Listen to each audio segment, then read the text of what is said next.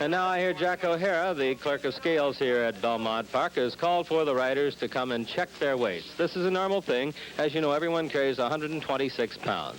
This is Laffit Pincay Jr., riding Sham, a man who has a big job today. Laffit, can I ask you to stop for just a moment? You've had your shot at Secretariat twice. Today you get a shot to run him a little longer, 1.5 miles.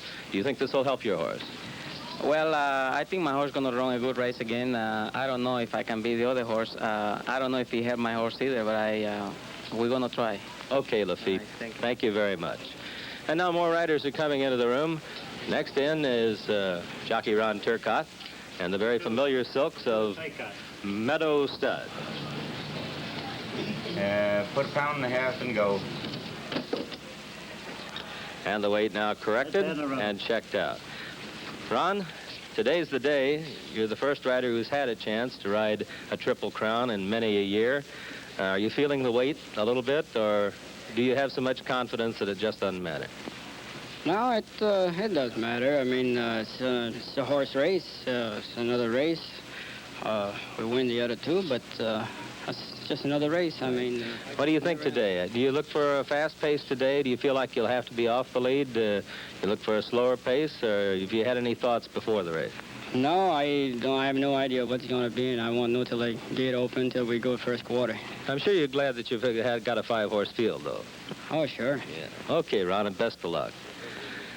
The next rider in being called to the scales is jockey Danny Gargan, who's riding in his first Belmont Stakes, and Danny is aboard Private Smiles, the C.B. Whitney entry in the race.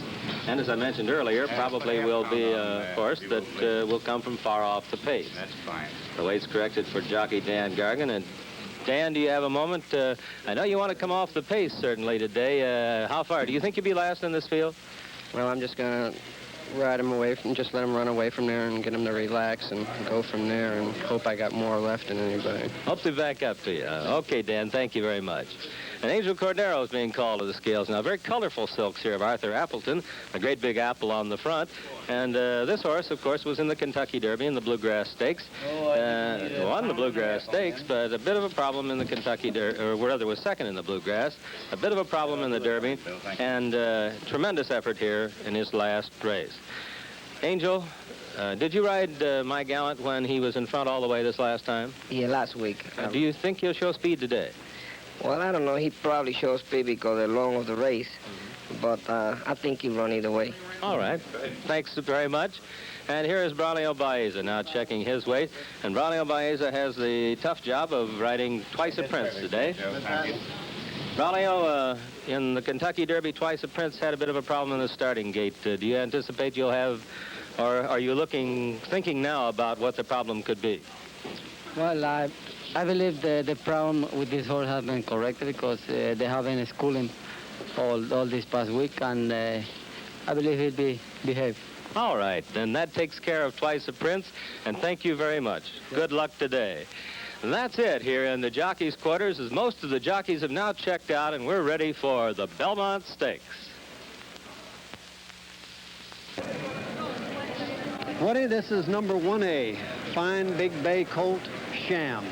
And he looks none the worse for wear, but wear he has had. Several hard races, of course, the Kentucky Derby and the Preakness.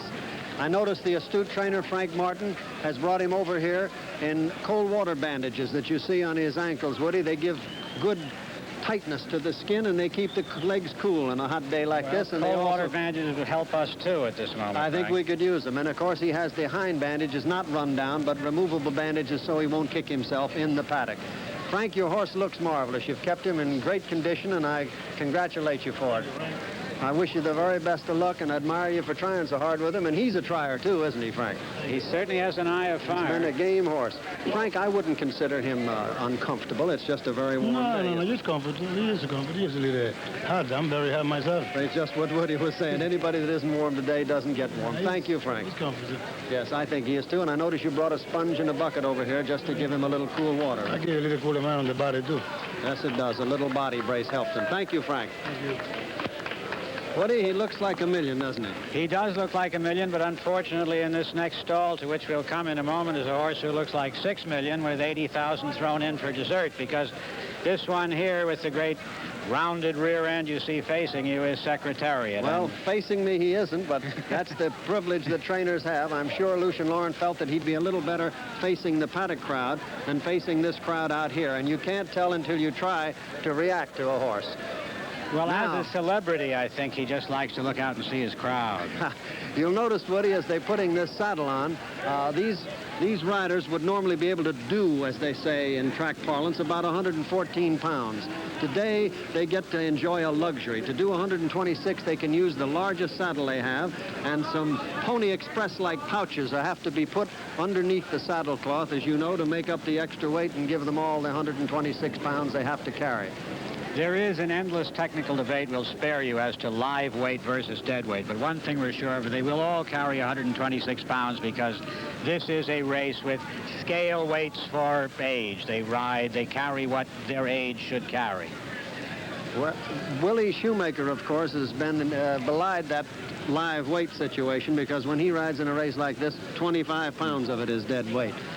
Lucian Lauren at the moment is pulling the second girth tight over there. When he does, we'll try to get a moment with him. In the meantime, you are seeing what was described by Frank last week as the horse's only weakness, that rather sharp slope at the back of the powerful hindquarters. Having a little trouble with that second girth, but now I think Lucian has got it and is tightening. It would be a terrible thing at a race for over $100,000 to have the saddle slip, so they are tightening it up, and there's a rubber girth underneath, isn't there, Frank? Correct. There are two for safety's sake, and so many of the horses that he runs against seem to be getting this view that we're getting of Secretariat here, Woody. There's Lucian. Lucian. Beleaguered and working. He has to check now to see, and check the girth. Sometimes you take a little pinch of skin when you put that over girth, and it behooves a trainer to make sure that isn't the case. Lucian is now getting a kiss from Mrs. Tippett, the breeder, and he's now disappearing around to have a last look at the front of his horse. He gets the kiss, and Secretariat gets the blinkers, which they're now putting in place. Yes, those are the, what are those, half blinkers? No, those are half blinkers, Woody. We discussed this with the horse I ran yesterday. Yes, they're semi-cups or whatever nomenclature you want to put on them. They look very good in photographs of him anyway. And he takes so many pictures with them. And he is now having the last adjustment to his bridle. I guess he's ready. Lucian has given him a slap on the neck to indicate he thinks he's ready. And he's now coming around here and watching him go out a bit. I think, Frank, you can get in and say a word to him, I think, can't you? Lucian, the heat doesn't seem to be bothering him too much, does it? No, I think it's one of his calmer races since I've been started him this spring. He used to be a little on edge and kick, and today he's acting very good, very quiet, and very wonderful. I noticed that his coat is hardly broke out, and I don't mind telling you I'm broke out. It's warm. Believe you me, it's very hot. That's commendable. Lucian, the best of luck to you. Thank you very much. Thank you. Now we come past a little gap here, and we find Racing Secretary Kenny No. And handicapper, too, Woody, which is his big job. Of course, all these horses carry scale weight, but suppose, and you have to face this situation, that you were to weight him, Kenny, what would you have done? Well, in all probability, starting on scale, I'd have put Secretary at 26 and Sham at probably 21. And dropping down to my gallant, probably 17, Private Smiles 15, and Twice the Prince around 10. Thank you. You do different weights for a shorter race, but we have to hurry on because horses are going out.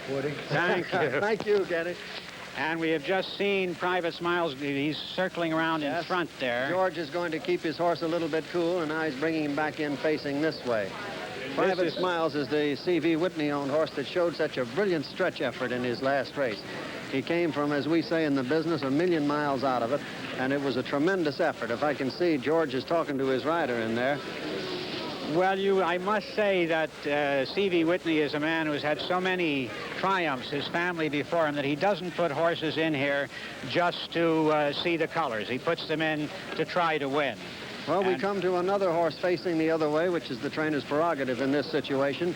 Lou Goldfine feels that his horse would do better facing that way. He's gone out.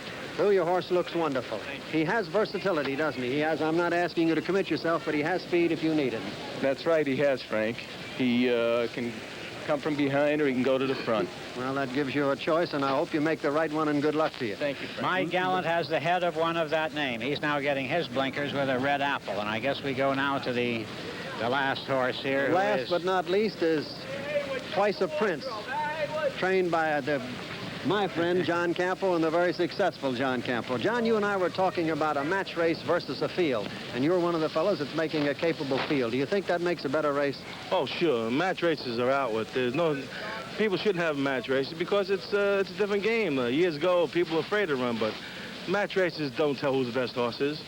And you should always have 2, 3, 4, 5, 6 horses, even more than that, to make an even race out of it. Much more realistic, isn't it? That's right. Yes, it is. Has your horse schooled in the gate since you ran him last? Yes, he has. Very good. And we're going to blindfold him today, walk him in blindfold, and he'll be all right. The very best of luck to you, John. Thank you. Well, Woody? as a field, they all look wonderful.